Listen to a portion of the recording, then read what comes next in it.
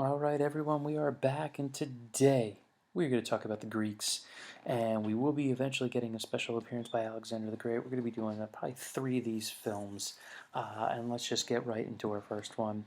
So, ancient Greece is really a combination of a couple different of societies, and the oldest one is a group known as the Minoans.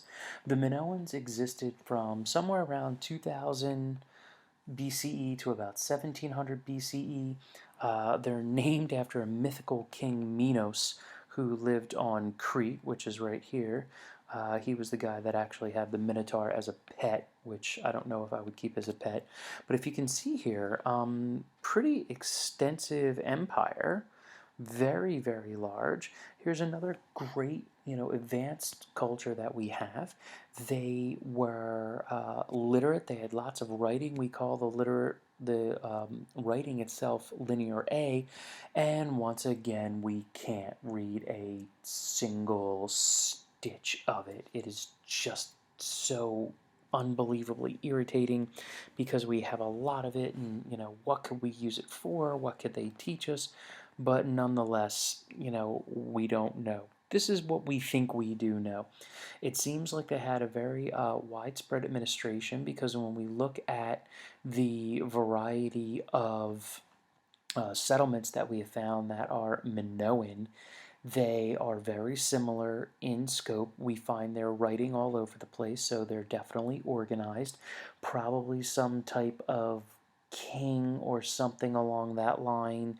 We do know that it seemed like they had storehouses, perhaps that they also collected taxes.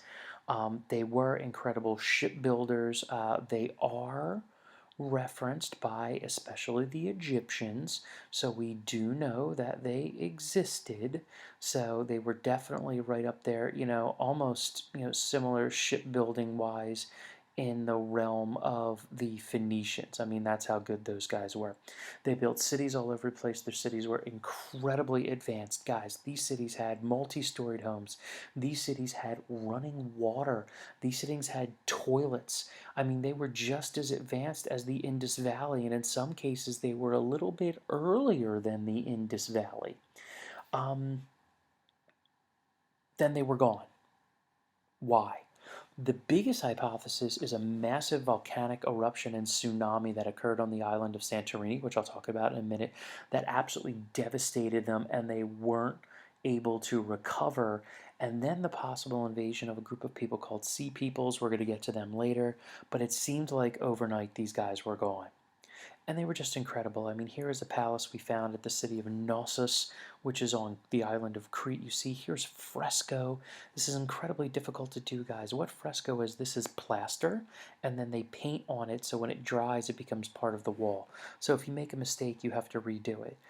We see the bull, once again, sacred bulls everywhere. But look at this. Look at this city here. You can see it down on the bottom right where my mouse is at. I mean, that's just the palace. This is some of their art. We see the bull. Look at this pottery. I mean, this is some of the most sophisticated pottery in the ancient world. And the fact of the matter is we don't even really know how they did it. It is just mind-boggling how advanced this civilization was. Here is more of their painting. These are the frescoes. These are boys boxing. These are some lilies. They also did this thing that they call bull dancing. We're not exactly sure, but evidently the bull charges you and you jump over it as this boy here is doing. I can't say it's real high on my list of things to do, but hey, and then of course some dolphins, because who doesn't like dolphins? Now, the destruction of this civilization goes to the idea that perhaps the Minoans were the Atlanteans.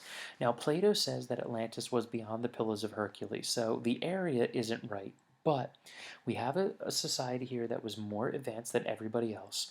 One of their main islands in which they inhabited was the island of Santorini, which at the time, 3,700 years ago, it was a complete circle island. You see here, it's not a circle anymore because around, I want to say, about 1650, 1700 BCE, there was a massive volcanic eruption. It's perhaps one of the largest volcanic eruptions during human history. It was written about. We know that ash 6 inches to a foot deep fell on Egypt. And if I just pop back real quick, we'll go back a couple. Thera is up here.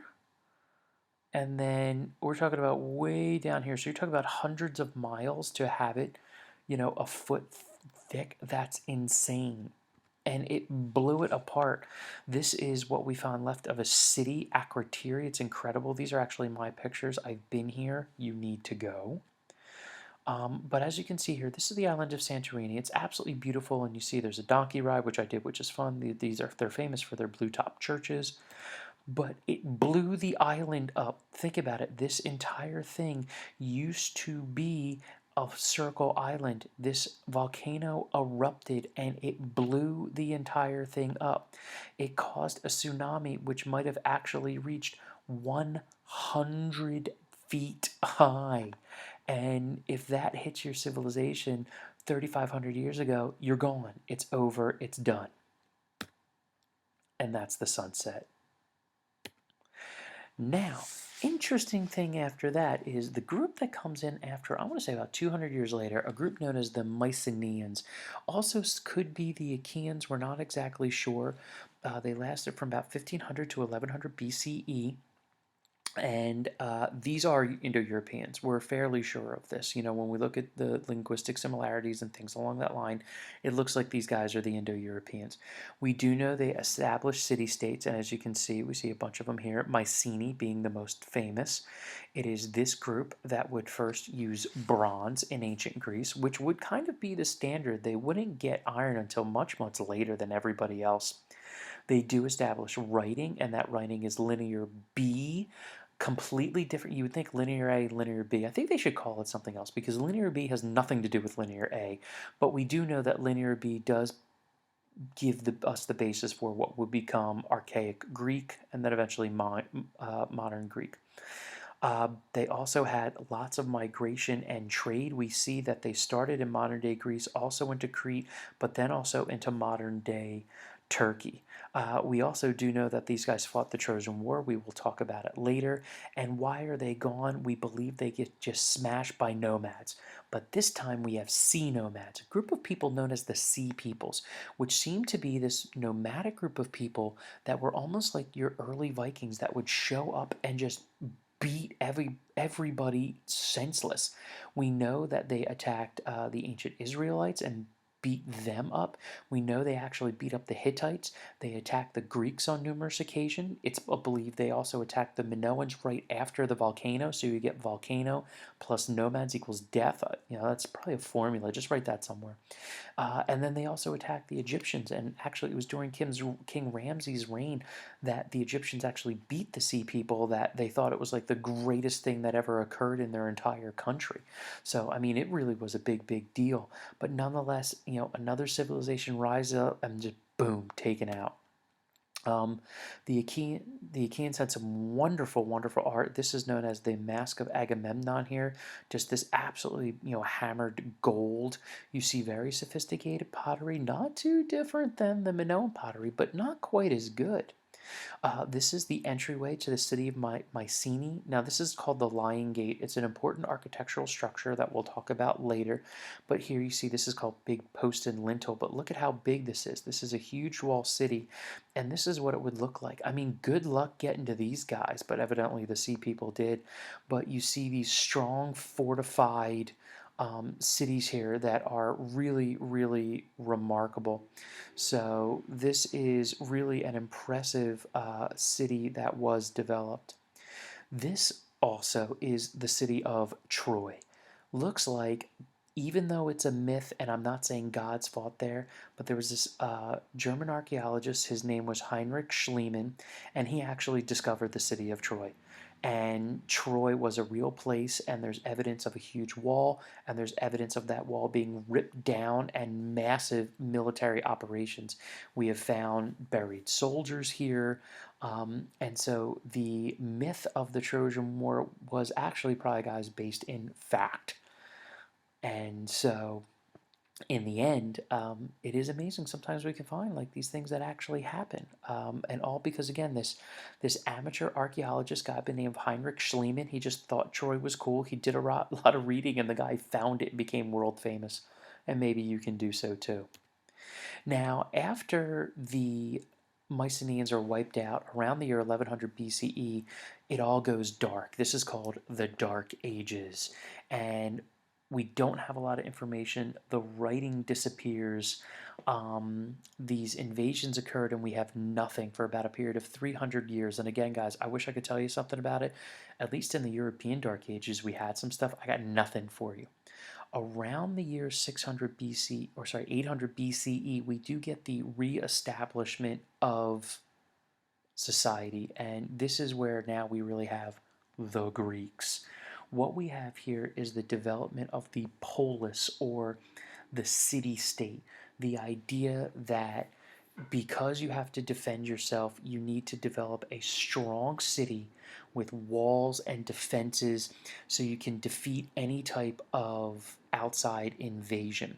And the other thing about the polis is this is a geographic thing. Greece is very mountainous. It's the exact opposite of ancient Mesopotamia. And what you have are mountains and valleys and mountains and valleys and mountains and valleys. And so what ends up happening is that these societies develop within these mountainous areas, and they're cut off from one another. So you see city states develop as a result of geography, but also as a result of the best way that you can defend yourself is through a small centralized area, control some farmland around it. Now we'll talk about how they develop a similar culture later, but the interesting thing is you have the creation of various governments. Unlike the Mesopotamian city-states, or even really anywhere else where everybody was kind of a mini monarchy, same thing in India, here you have monarchies, you have oligarchies, which is ruled by like committee, you have tyrants, which isn't necessarily a bad guy, it means a guy that just seizes power. He could actually be pretty nice. And then you have like the development of kind of sort of democracy. So this should give you an idea of like kind of where early Greek culture started about 2000 BCE, slowly but surely developing over time until we'll get the establishment of these city-states, which is really how Greece is going to kind of expand from there. All right, so here we go. Let's get a comment on the video, get your questions, and I'll see you tomorrow.